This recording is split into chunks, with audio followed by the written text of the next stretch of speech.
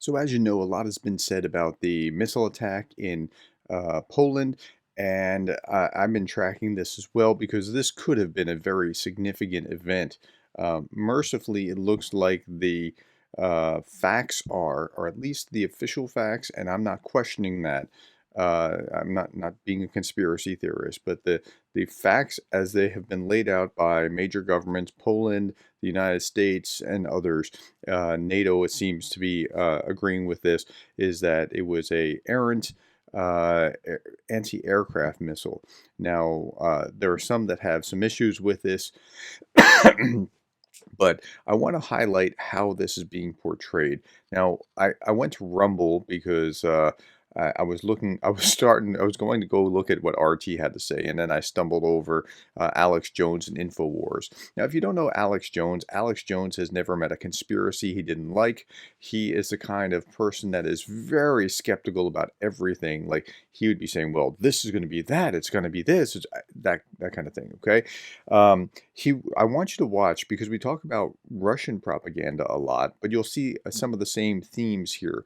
And he'll show you the titles of these articles, but so I show you article after article after article, but then I also go into the article and I'm talking about what's going on. He'll show you the title, but then he'll go off on his own tangent about whatever it is. So let's watch this and see how he's handling. We're just going to watch a few minutes and see how he's handling this idea of what happened and his prediction and how he sees the world. We were just in that briefing. Hallie has just put out a statement. So he confirms the earlier numbers. He says there were 90 Russian missiles. They targeted power systems, enterprises, residential buildings, including 2 right here in Kyiv. But then he goes on, and this is the first statement that we have from the Ukrainian government about this Polish incident. He says, terror is not limited to our national borders. Russian missiles hit Poland. He then continues to say to fire missiles at NATO territory. This is a Russian missile attack on collective security. This is a significant escalation. We must act. Okay, before Alex Jones talks, let's talk about what we heard from Zelensky.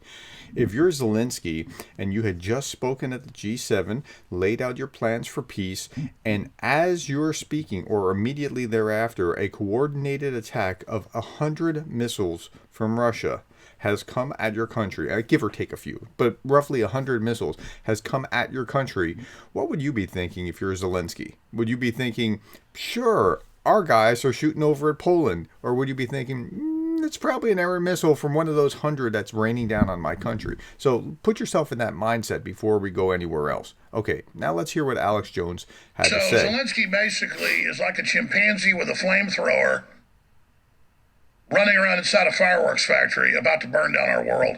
Okay, so that's so the hyperbolicness of his description, I think, is the first cause for alarm here. A chimpanzee with a flamethrower running around in a fireworks factory trying to burn down the world.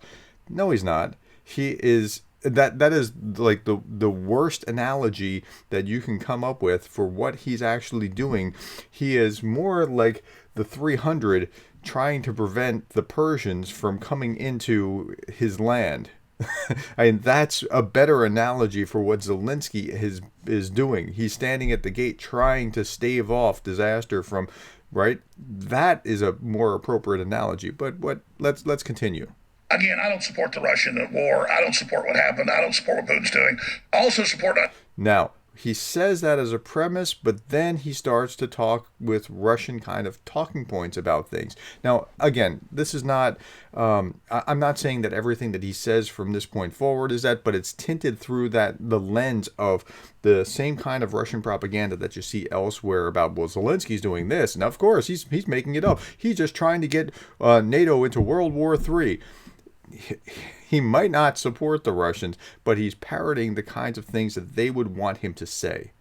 Having a nuclear war that Zelensky and his money laundering friends at the FTX and the Democratic Party are engaged in. Stop it. Okay, so notice how he's linking a couple things. The first thing that he's linking here is money laundering in Ukraine. Does Ukraine have issues with corruption? Yes, Russia has issues with corruption. In fact, Ukraine is slightly worse according to Amnesty International's index and other indexes of corruption. So that whole region, that whole neighborhood has some issues. But is that mean that that's what he's doing now? I don't think so. And then he's linking it to the Democrats. Now, Alex Jones is a alt-right kind of conspiracy theorist. This is fringe of the right wing of American politics. And so he's got a bunch of followers. I mean, I'm sure I would imagine I'll probably lose a few subscribers over this, but that's okay. The idea here is that, anyone who supports Ukraine, left, right, center, it doesn't matter. If you support Ukraine, watch this channel. I do the daily updates and I don't make a big deal of it. I myself happen to be conservative, but he's not conservative. He's this conspiracy theorist guy. Look it up. Go see what you can find about Alex Jones. So the second one was that he linked it to the Democrat Party, and because he comes from the alt-right, that's another, it's all red meat. Now you're linking the Ukrainian corruption with the Democrats, and so, okay, you see where I'm going with that? All right. Peace deal before these maniacs kill everybody. Peace deal. The peace deal will work in favor of Russia if you can halt things now. Call a pause right now because Ukrainians have the momentum. So again, he's spouting points that Russia wants, whether he's intentionally doing it on their behalf, which I doubt, or whether he's just spouting these talking points because he's been reading and fed all this stuff. So okay, let's keep watching. Yesterday I went on air when it was being announced that Russia had launched a cruise missile at Poland that had blown up a grain silo and killed 2 people with no evidence. And I said, and even the fellow running the boom said, we were talking during a break, I said, I bet, he said, I bet that it's a errant air defense missile. Because if you know war, most cross-border attacks are accidents in a war zone, and the most common is a air defense missile. Okay, everything he said so far was legitimate and fair. I have zero problem with what with what he said since this little segment, the second segment started about the air defense missile. Okay, that could be. I mean, it looked like the 3 options were it was intentional provocation, or it was a test, or it was an accident, right? Okay, that's fair. Where do you think a giant air defense missile, a SAM missile, a surface-to-air missile, goes when it misses its target? Well, it goes somewhere and crashes. Not necessarily. So Dennis Davdov talked about the same thing today, and he talked about how the missiles, they have some that will have a triggering effect. I don't know how legit this is, but Dennis has been right about many other things that so it can self-destruct while it's out there if it has missed its target. I am not a military expert, so I can't speak to that, but it could be one way or the other. So why on earth, when Russia is trying to de-escalate things, would they attack Poland? Okay. Russia is trying to de-escalate things? No.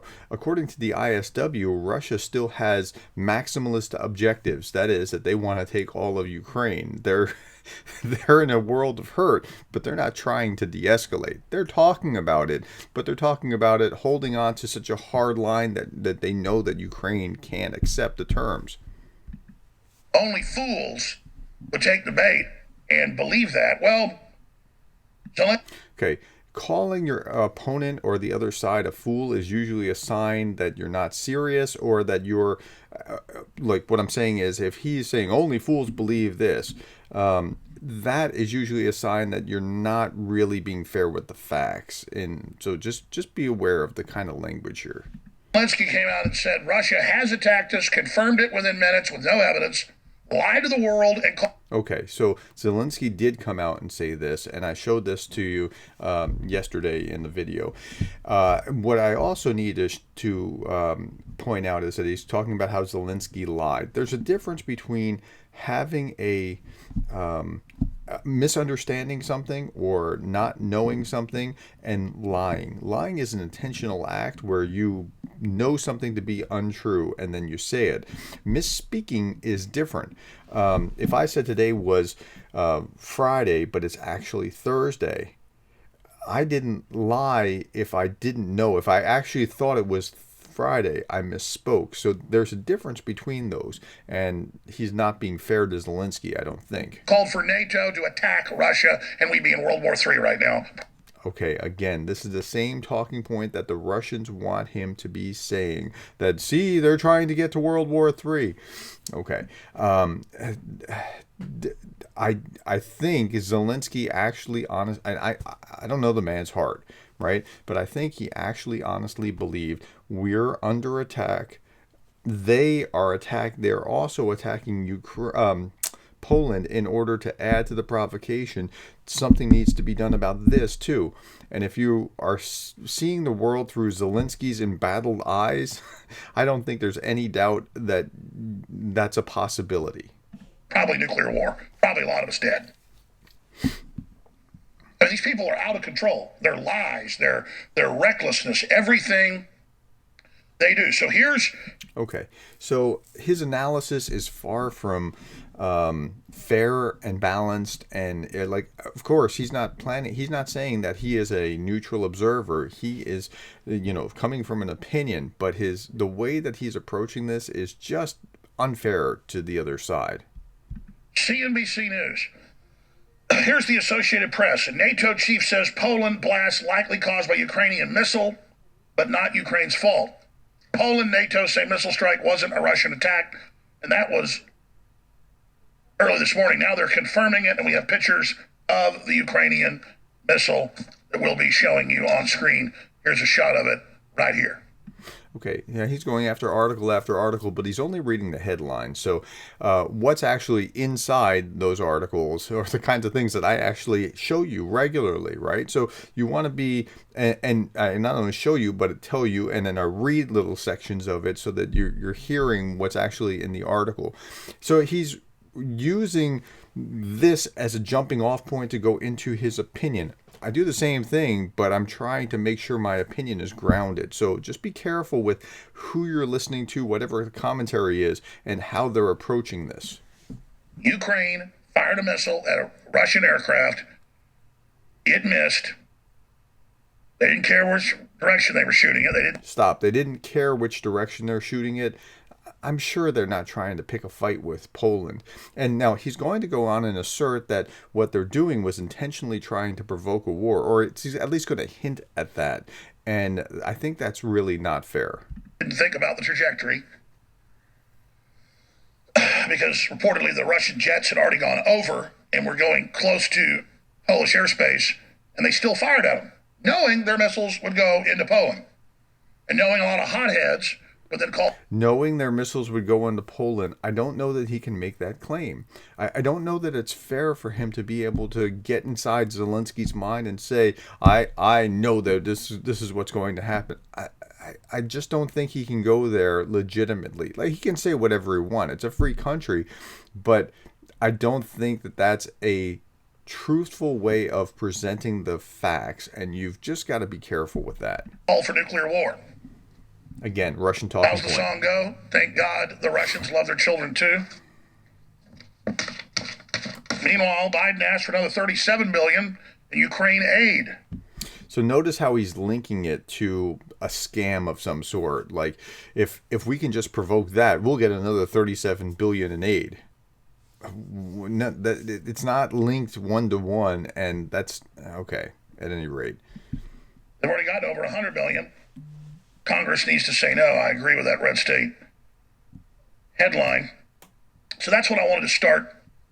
Okay, and then you had Red State. CNBC is a legitimate source. AP was a legitimate source.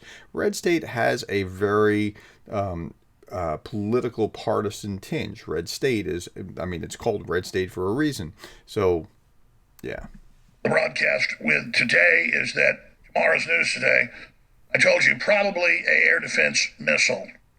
Play that clip and come back just to show we actually do our research, folks. We actually study a lot of things. We don't just sit up here and say things. I do make mistakes. They do sit up there and say things. They have studied and to get the baseline, like the headlines. But then he does kind of make things up, and although he's saying he doesn't, Mistakes, but not on purpose.